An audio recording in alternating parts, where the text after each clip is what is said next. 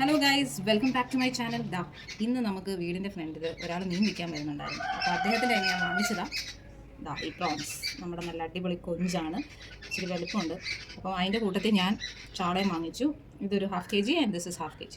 അപ്പോൾ ഞാൻ വിചാരിച്ചു let me clean this. So ഇതെങ്ങനെ ക്ലീൻ ചെയ്യുന്നതെന്ന് വെച്ച് കഴിഞ്ഞാൽ അതിന് എവരിബഡി നോസ് ദിസ്, പക്ഷേ ചിലർക്ക് ഉണ്ടാവില്ലേ അറിയാത്തവർ. അപ്പോൾ ഞാൻ ഇതിൻ്റെ ഇതിങ്ങെടുത്തു. ചിലർ ഇതുകൊണ്ട് മാത്രം ഒരു എന്താ പറയുക ഫ്രൈ പോലെ ഉണ്ടാക്കാറുണ്ട്. പണ്ട് ഞങ്ങളുടെ പ്രിൻസിപ്പൾ ഉണ്ടായിരുന്നു, ഗിബ്സൺ സാറ്. പുള്ളിക്കാരൻ ഒരു ദിവസം ഇതുപോലെ ഫുൾ ഒരു സ്റ്റേറ്റസ് ഇട്ടപ്പോൾ ഞാൻ വെച്ചത് എന്താ നോക്കുമ്പോൾ ഇത് മാത്രം വെച്ചിട്ട് അദ്ദേഹം ഒരു ഫ്രൈ പോലെ ചെയ്തിരിക്കുന്നു. അത് നല്ല ടേസ്റ്റാണ് പറഞ്ഞത്. അപ്പോൾ അതെനിക്ക് ഓർമ്മ വന്നു.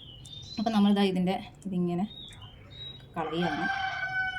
സോ ഈ ഒരു ലെയർ നമ്മൾ എടുത്തു കഴിഞ്ഞ് ഈ വാലിൻ്റെ ഭാഗവും അതേപോലെ തന്നെ വി ആർ ജസ്റ്റ് റിമൂവിങ്. അപ്പോൾ ഈ ഒരു ഇത് കണ്ടില്ലേ, പിന്നെ നമ്മൾ ചെയ്യേണ്ടതെന്ന് വെച്ചാൽ ഇതിൻ്റെ under we need to cut like this. എന്താണെന്ന് വെച്ചാൽ ഇതിനകത്ത് ഇങ്ങനെ ഒരു ചെറിയൊരു കുടലുണ്ട്. അപ്പോൾ അതെന്താണ് ഇത് ക്ലീൻ ചെയ്യുന്നതെന്ന് വെച്ചാൽ അല്ലെങ്കിൽ വയറുവേദന വരുന്നൊക്കെയാണ് പറയുന്നത്. അതേമാതിരി ഞാൻ അവിടുന്ന് മാത്രമല്ല ഇതിൻ്റെ മുകളിൽ നിന്നും അതേപോലത്തെ ഒരു ലെയർ കിട്ടും. അപ്പോൾ ഞാൻ അതും ക്ലീൻ ചെയ്യാറുണ്ട്. സോ ഞാൻ താഴെ മാത്രമല്ല മുകളിലും ചെയ്യാറുണ്ട്. അപ്പോൾ അങ്ങനെയാണ് ഇത്രയേ ഉള്ളൂ. കാണുമ്പോൾ എത്ര വലിയ വലുപ്പമുള്ള സംഭവം finally you get this. So ഇങ്ങനെയാണ് ചെയ്യുന്നത്. ഇതുകൊണ്ട് ഞാനൊരു കൊഞ്ചുകൊണ്ട് ഒരു ഫ്രൈയോ അല്ലെങ്കിൽ ഒരു റോസ്റ്റോ ഉണ്ടാക്കാമെന്ന് വിചാരിക്കുന്നു. നമുക്ക് വറുത്തരച്ച് കറി വയ്ക്കാം, മുളകൊക്കെ ഇട്ട് അടിപൊളിയായിട്ട്.